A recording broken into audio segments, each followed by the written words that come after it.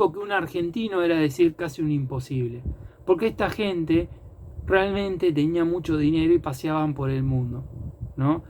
Otro ejemplo es estar en Washington, ¿no? Y prender los habanos con los dólares de los estadounidenses, o sea, a ese nivel llegaba, ¿no? Pero ustedes sabrán que justamente la oligarquía argentina, ¿no? Da inicio al Estado argentino, eran los que controlaban el Estado argentino, ¿no? Y desde el Estado argentino conquistaron tierras que se las donaron graciosamente a sí mismos. Es decir, muchos de los latifundios tenían origen en la acción del Estado. Fíjense cómo lo social determina lo político y determina el poder económico. Ahora, esta forma de vida es una forma que es un obstáculo a nivel del crecimiento económico en las condiciones de la racionalidad capitalista, ¿no?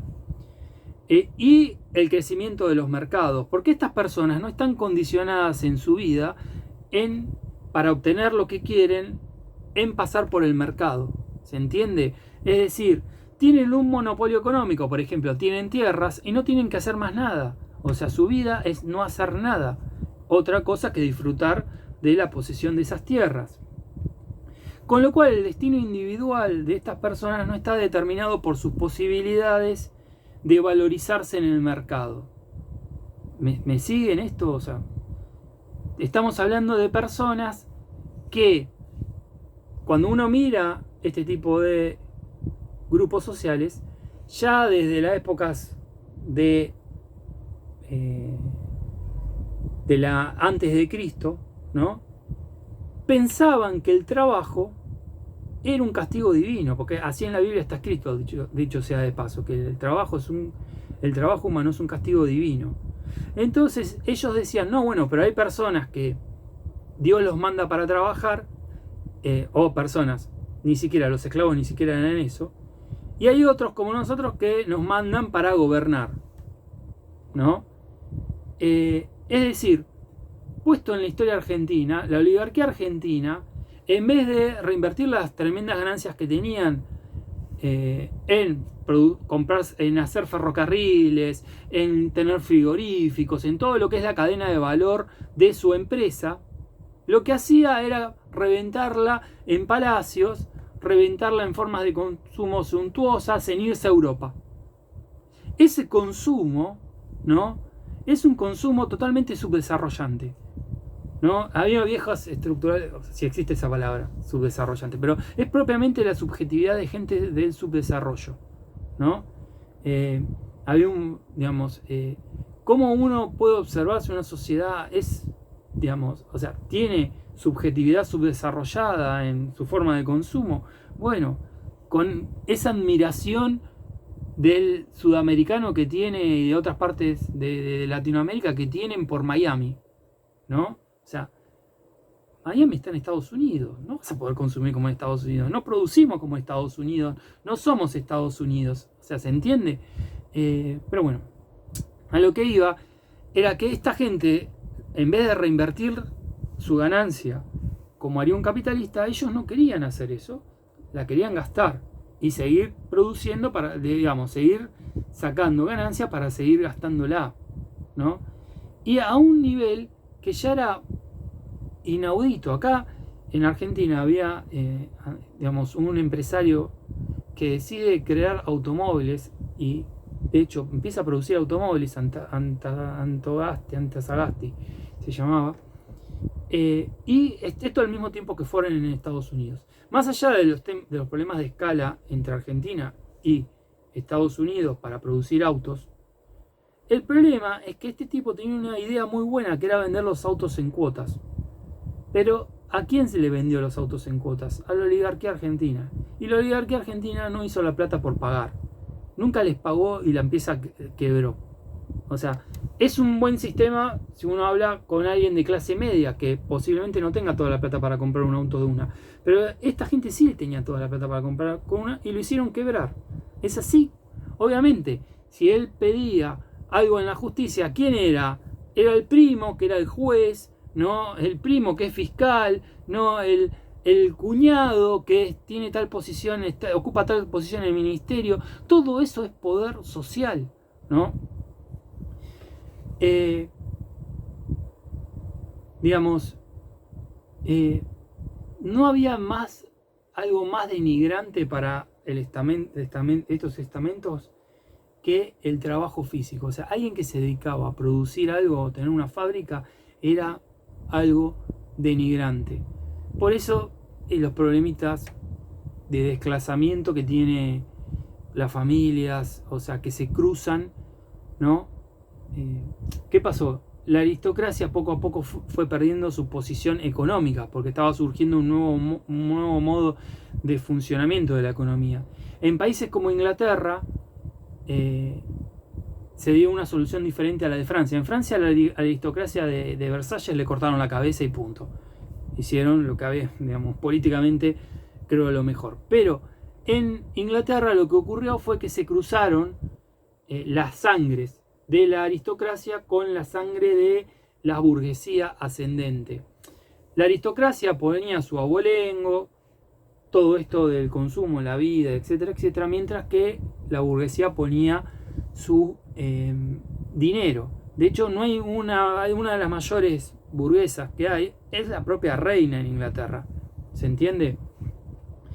En ese sentido, vean El cadáver de la novia, la película, y ahí van a ver que es una familia que tiene mucho dinero, que se dedica a vender pescado, y es una familia burguesa sin ningún saber comportarse socialmente, saber consumir, saber agarrar un cubierto, saber elegir cuándo hay que comer, qué hay que comer, qué hay que decir, cómo le sirven a uno la mesa por un lado, se la sacan, le sirven el plato, se lo sacan por el otro, por cuál cubierto voy a empezar si tengo 10 cubiertos, o sea, etcétera, etcétera. O sea, un montón de cosas que alguien que se cría en ese ambiente sí lo sabe, ¿no?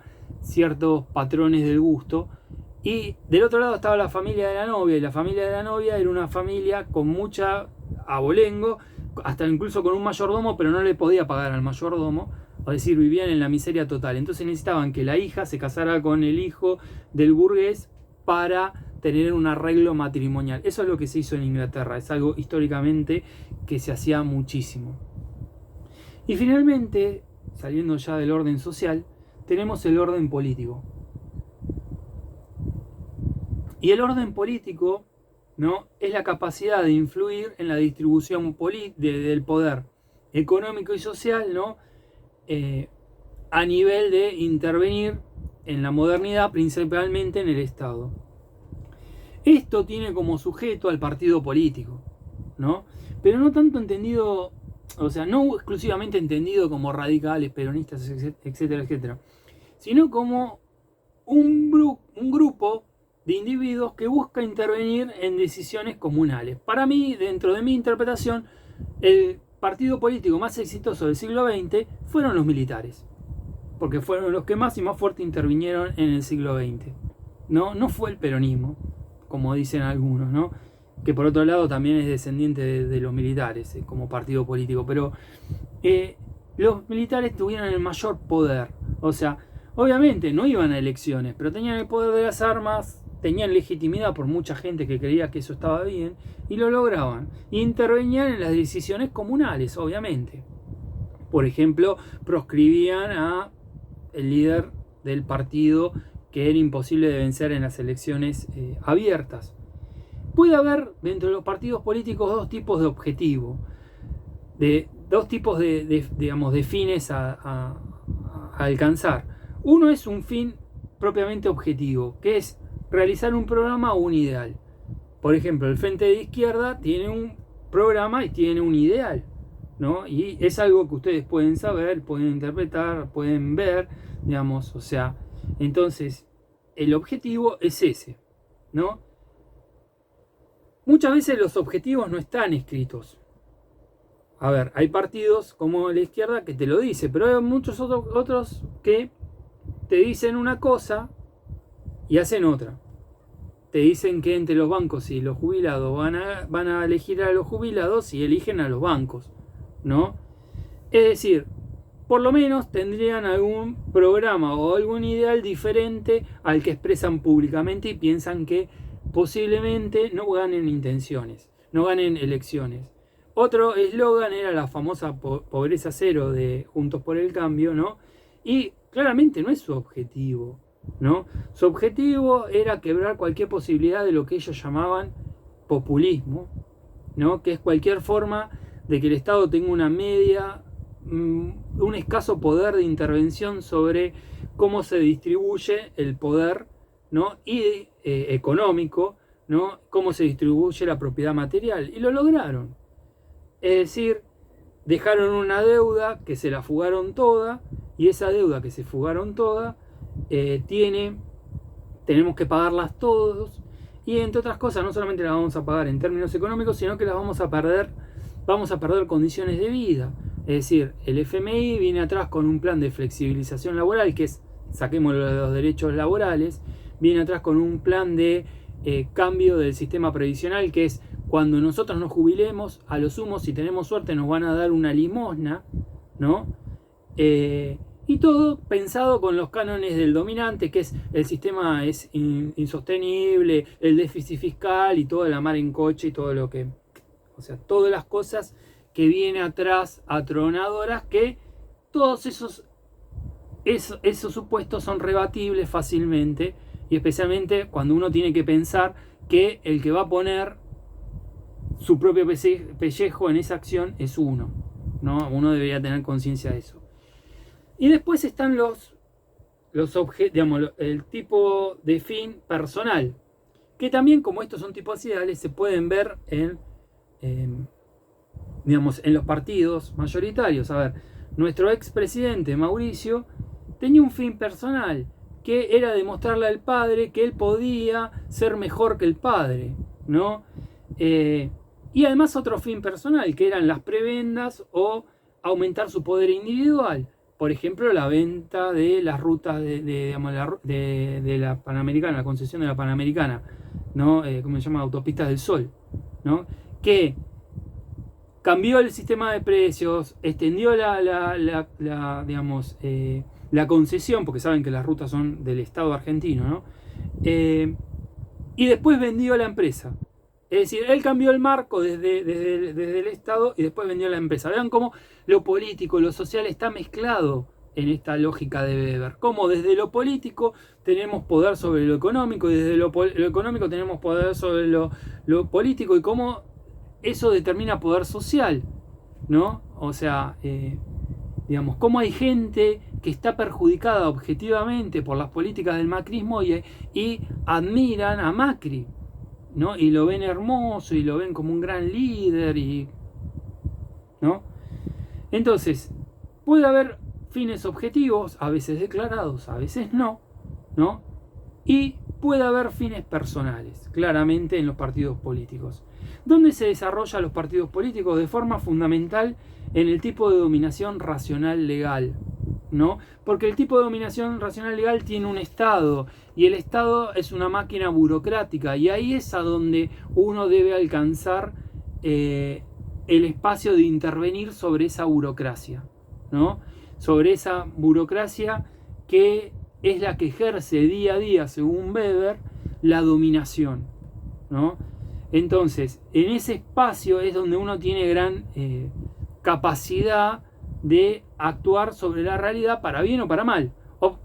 Para bien o para mal depende cómo esté uno, pero para realizar un programa, un ideal, etcétera, etcétera, etcétera.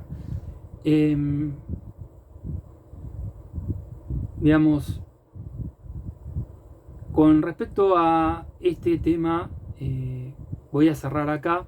Lo que nos quedaría por ver es conflicto social desde la perspectiva weberiana, pero eso eventualmente lo veremos con las cuestiones que hacen a la unidad 7. Así que corto acá.